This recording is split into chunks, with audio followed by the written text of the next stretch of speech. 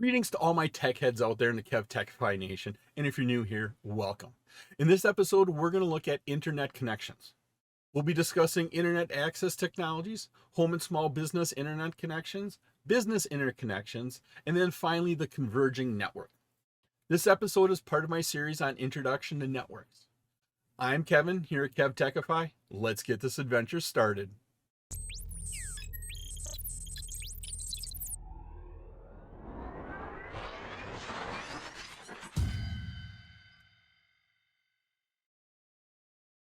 How do you access the internet? Now, we kind of got to group this up into two categories.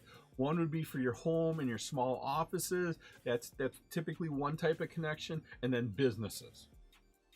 What we're looking at is typically the amount of internet you need, how fast, how much bandwidth do you need, and then what is the uptime. And we'll get into a little bit of discussion on that. First, we're going to talk about your home and small office, the internet connections. In today's world, we typically have several varieties. Now, there's always going to be changing. Cellular technologies to use for your broadband connections at home. With 5G coming out, that could be a realistic option for a lot of people in today's world. Looking at it depends how they price their bundles and what limits they pose on it. But some of us may be transitioning to a 5G solution for our internet at home. But right now, there's several choices. We have DSL, we have cable, we have our cellular connections, we have satellite, and of course we have the old dial-up telephone for internet connection. DSL goes through your phone company. You got to have a phone line ran to your house, but then they change it. They change from voice to a digital. It's a digital subscriber line. We change that over, and the speeds aren't that great. We can get up to maybe 8 to 10 megs download for a DSL connection, which is much better than the old dial-up one, which had a maximum speed of 56 kilobits per second. That was painfully slow. I remember when I was a little kid, we had that, but that's all we had. And of course, websites weren't as intense as they were. We didn't have motion and graphics and stuff like that. But as websites developed, we needed newer technologies. DSL came out. Cable at the same time came out with their access. You got to have a cable ran from one of their cable junction boxes out on the street into your house. Then you got to subscribe to their service. And cable speeds, they can get up to 100 megs. They advertise easily nowadays. I've even heard that they're now starting to advertise 200 megs per second. Looking at that. Cellular, like I mentioned earlier, 5G could be a solution right now. 4G LTE, it's there, and it does work for some people.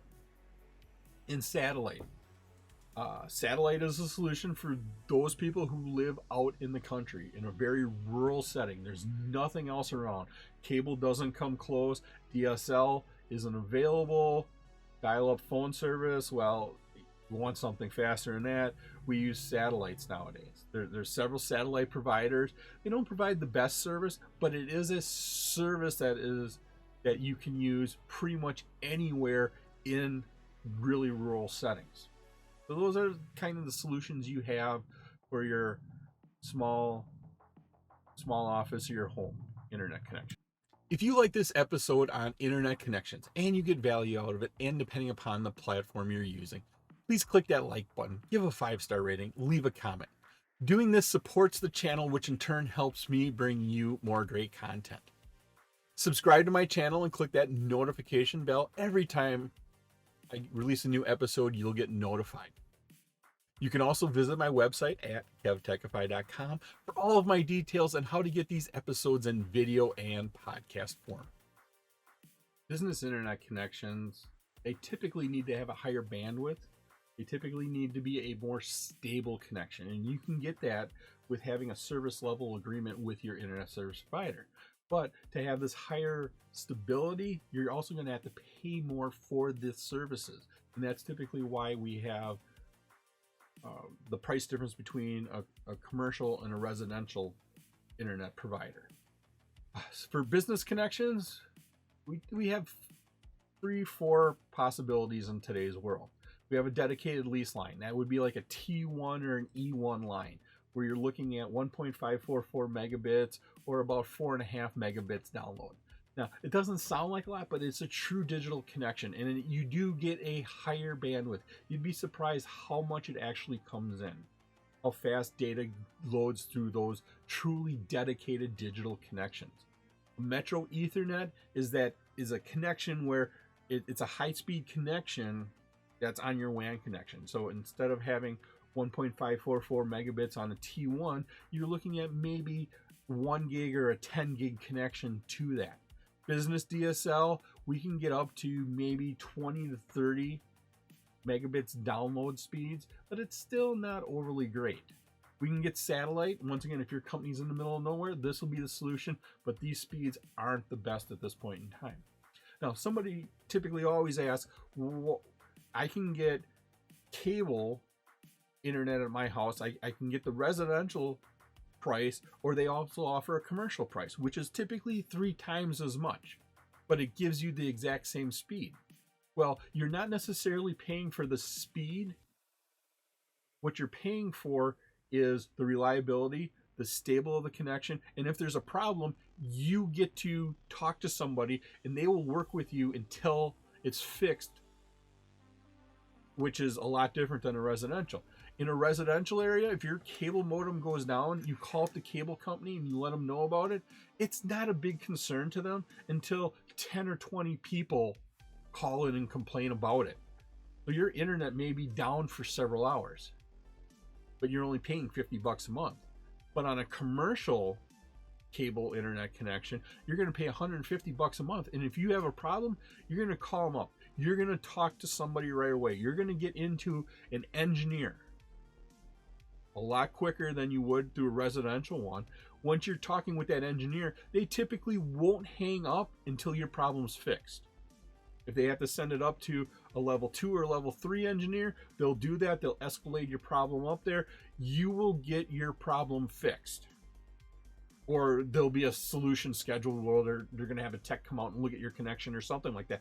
You're going to get taken care of right away. That's what you're paying the extra money for. Now, if you have your office at home and you want to use a residential connection, just understand that if you do have a problem, you won't take priority in the queue. A commercial customer, they will be first in the queue for any problems because they're paying for that. Another thing we need to talk about is a trend in networks. Over the last 10, 20 years, we've had this idea of convergence. If we're talking about convergence, we need to talk about a pre-converged network. So 30, 40 years ago, when your parents were networking, when your grandparents were working, we had typically 3 different types of networks in a company. We had the computer network, we had the telephone network, and we had a broadcast network, or what we call a video network. Each network was different. Each network ran its own protocols. It had its own equipment. It had its own wires. You had a set of technicians to maintain each one of those networks. So you had to have 3 sets of technicians, one for the computer network, one for the telephone network, one for the video network.